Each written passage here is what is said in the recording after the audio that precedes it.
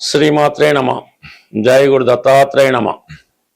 ఈ వీడియోలో మనం కన్యా రాశి వారికి ఏప్రిల్ 19 నుంచి 25 మధ్యలో జరగబోయే వార ఫలాలు పరిశీలించినప్పుడు కన్యా రాశి వారికి ఈ వారంలో ధనస్థానాధిపతి అయినటువంటి శుక్రుడు భాగ్యస్థానంలో ప్రవేశించడంతో వీళ్ళ యొక్క ఆర్థిక పరమైనటువంటి ఇబ్బందులు చాలా కాలంగా పరిష్కారం అవడం జరుగుతుంది.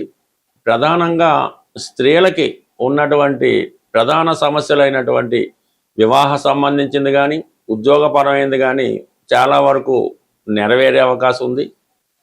అయితే మీ కుటుంబంలో ఒకరికి ఆదాయం పెరగడం వల్ల కొంతవరకు మీ యొక్క అవసరాలకి ఆర్థిక పరంగా అనుకూలంగా ఉంటుంది. మీ కుటుంబంలో ఉన్నటువంటి స్త్రీలకి ఏదో ఒక శుభం ఈ సమయంలో జరిగే అవకాశం ఉంది. అలాగే ఆర్థిక పరంగా మీ కుటుంబంలో స్త్రీలు మిమ్మల్ని చాలా వరకు ఆదుకోవడం జరుగుతూ ఉంటుంది. వ్యక్తిగతంగా స్త్రీలకి చాలా వరకు సంతానం కొరకు ఎదురు చూస్తున్న వారికి సంతాన లాభం కలుగుతుంది. వివాహం కొరకు ఎదురు చూస్తున్న వారికి వివాహం జరిగే అవకాశం ఉంది. బట్ ఏదైనా శుక్రుడు భాగ్యస్థానంలో ఉన్నప్పుడు మీరు ఏ రంగంలో ఉన్నా సరే, ముఖ్యంగా సినిమా, మీడియా, టీవీ రంగంలో ఉన్న వాళ్ళకి చాలా అనుకూలంగా ఉంటుంది. మీ యొక్క వాక్చాతుర్యం పెరుగుతూ ఉంటుంది. మీరు చేసే ప్రయత్నాల వరకు చాలా వరకు భగవంతుడి యొక్క ఆశీస్సులు కూడా లభిస్తూ ఉంటాయి.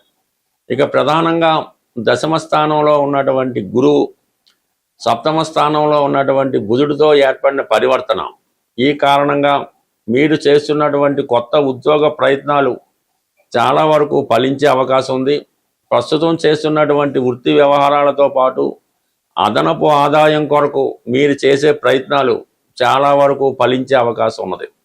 అలాగే పెళ్లి సంబంధాలు చూస్తున్న వారికి అనూహ్యంగా ఒక కొత్తగా సంబంధం ఒకటి వచ్చి అది సడన్గా మీకు కుదిరే అవకాశం ఉంది. అలాగే వివాహానికి కూడా తగిన ఏర్పాట్లు చకచకా చేసుకోవడం జరుగుతూ ఉంటుంది. అంటే గతంలో మీరు ఒక పెళ్లి సంబంధం చూసి అది నిర్ణయించుకొని కొంతకాలంగా వాయిదా పడుతూ ఉంటే ఇప్పుడు వచ్చినటువంటి కొత్త సంబంధం మీకు కుదిరే అవకాశం ఉంది.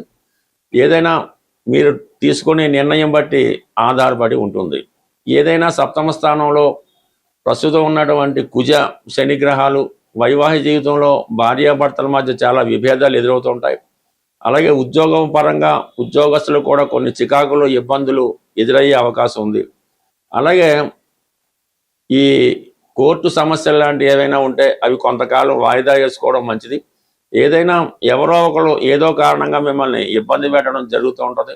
దాన్ని చాలా ఓర్పుతో, సహనంతో మీరు ఎదుర్కోవలసి ఉంటుంది. బట్ అంతిమ విజయం మీదే అయినప్పుడు కూడా ఏదో విధంగా మిమ్మల్ని బెదిరించి మీ నుంచి మీదే తప్పని చెప్పే విధంగా, తప్పు ఒప్పుకునే విధంగా మిమ్మల్ని బెదిరించడం లాంటివి జరుగుతుంటాయి. కాబట్టి మీరు ఎటువంటి ప్రలోభాలకు కూడా లొంగకుండా ధైర్యంగా నిలబడడం వల్ల అంతిమ విజయం మీకే రావడం జరుగుతుంటుంది.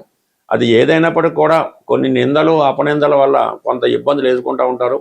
అయితే 6వ స్థానంలో ఉన్నటువంటి రాహు కంపల్సరీగా మిమ్మల్ని అన్ని సమస్యల నుంచి బయటపడవేయడం జరుగుతుంటుంది. అయితే మీరు ధైర్యంగా నిలబడడం ఒకటే చేయవలసి ఉంటుంది. అయితే వ్యయస్థానంలో ఉన్నటువంటి కేతు ప్రభావం వల్ల కొన్ని అనవసర ఖర్చులు, అనవసర వ్యక్తులను చేరదీయడం, వారి కొరకు ధనాన్ని ఖర్చు పెట్టడం, వారిని నమ్మి మోసపోవడం జరుగుతుంటుంది. కాబట్టి చాలా వరకు అటువంటి వాటిని నమ్మే ప్రయత్నం చేయొద్దు. మీరు ఒక ఉద్యోగ ప్రయత్నం చేస్తున్నా, ఒక వివాహ ప్రయత్నం చేస్తున్నా, మీడియేటర్స్ లేకుండా డైరెక్ట్గా మీరే ప్రయత్నం చేయాలి తప్ప వారిని వీరిని నమ్మడం వల్ల, మధ్యవర్తులు నమ్మడం వల్ల అసలు పని వాయిదా పడుతుంది. అలాగే అసలు పని పాడవుతుంది. ధనానికి ధనం వేస్ట్ అయ్యే అవకాశం ఉంది. కాబట్టి చాలా వరకు ఏ ప్రయత్నం అయినా దగ్గరుండి మాత్రమే చేసుకుంటే చాలా వరకు సక్సెస్ అయ్యే అవకాశం ఉంది. బట్ ఏదైనా భార్యాభర్తల మధ్య ఉన్న విభేదాలు కొంతకాలం పాటు కొనసాగే అవకాశం ఉంటుంది. ఈ విషయంలో మధ్యవర్తులకి తావివ్వకుండా కొంతకాలం మీరు ఓర్పుతో ఎదురు చూస్తే దానికి అవే పరిష్కారం అయ్యే అవకాశం ఉంటుంది. ఈ నెల అంటే ఏప్రిల్ 19వ తారీఖు నుంచి 14వ తారీఖు మే వరకు కూడా ఈ శుక్రగ్రహం స్వక్షేత్రమైనటువంటి వృషభ రాశిలో ఉండడం జరుగుతుంది. అయితే ఇది సహజంగా ఈ వృషభ రాశి అన్నది సహజ రాశి చక్రంలో ధనస్థానం అవుతుంది. ఆ ధనస్థానంలో ధనాధిపతి ఉన్నప్పుడు ఆర్థిక పరంగా ఎవరికైనా సరే, ఏ లగ్నం వారికైనా, ఏ రాశి వారికైనా శుక్రుడు స్వక్షేత్రంలో ఉన్నప్పుడు ధన సంపాదన విషయంలో చాలా అనుకూలమైన పరిస్థితులు ఎదురవుతుంటాయి. ఈ సమయంలో మీరు ఈ శుక్రుడికి సంబంధించినటువంటి పరిహారం చేసుకోవడం వల్ల మీ కుటుంబానికి, వ్యక్తిగతంగా మీకు కూడా ధన సంపాదన పెరుగుతూ ఉంటుంది. కుటుంబం కూడా సౌఖ్యంగా ఉండడం జరుగుతూ ఉంటుంది. ఎటువంటి విభేదాలు ఉన్నా కూడా పరిష్కారం అవడం జరుగుతూ ఉంటుంది. దీనికి ప్రధానంగా మీరు ఏం చేయాలంటే, శుక్రవారం రోజు, ఏదైనా ఒక శుక్రవారం రోజు సాయంకాల సమయంలో ఏదైనా దేవాలయంలో ఎరుపు రంగు గులాబీ పూలు ఒక 6 మంచివి, చాలా ఫ్రెష్గా ఉన్నవి ఆ దేవాలయంలో సమర్పించవలసి ఉంటుంది. అది వెంకటేశ్వర స్వామి ఆలయం అయినా పర్లేదు, హనుమాన్ టెంపుల్ అయినా పర్లేదు, ఆలయంలో సమర్పించవలసి ఉంటుంది. అదే రోజు అక్కడ ఉన్నటువంటి భక్తులకి జిలేబీ పంచిపెట్టడం వల్ల మీకున్నటువంటి ఆర్థికపరమైన సమస్య తొలుగుతుంది. వివాహానికి ఏవైనా ఆటంకాలు ఉన్నప్పుడు అవి కూడా తొందరగా తొలగిపోయే అవకాశం ఉంది. అదే ఇదే సమయంలో, అంటే ఈ శుక్రుడు ఈ స్వక్షేత్రంలో ఉండగా మీ కుటుంబంలో ధనం నిలవాలంటే మీరు ఒక చిన్న పరిహారం చేయవలసి ఉంటుంది.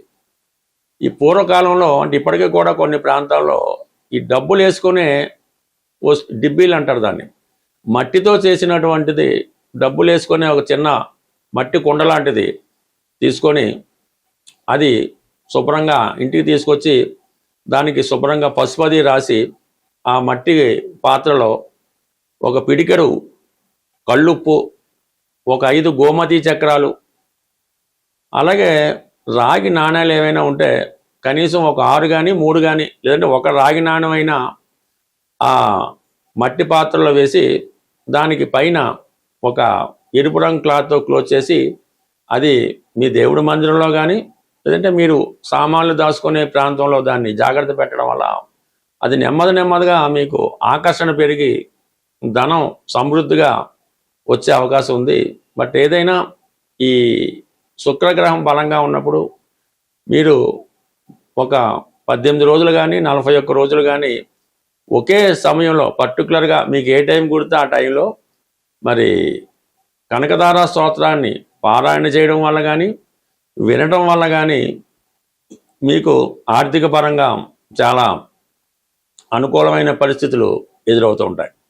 సో ఇదే సమయంలో ఎక్కువగా స్త్రీలను గౌరవించడం, అంటే మీకు తల్లిగారికి కానీ, పెద్దలు మీ కుటుంబ పెద్దలకు కానీ ఎవరైనా మంచి స్త్రీలకి మీరు ఈ సమయంలో వాళ్ళకి ఒక కానుకగా ఎరుపు రంగు చీర, జాకెట్టు, గాజులు, ఈ సౌభాగ్య వస్తువులు వాళ్ళకి మీరు కానుకగా ఇవ్వడం వల్ల మీకు వాళ్ళు సంతోషించినప్పుడు ఆటోమేటిక్గా మీకు ధన సమృద్ధి కూడా కలిగే అవకాశం ఉంది.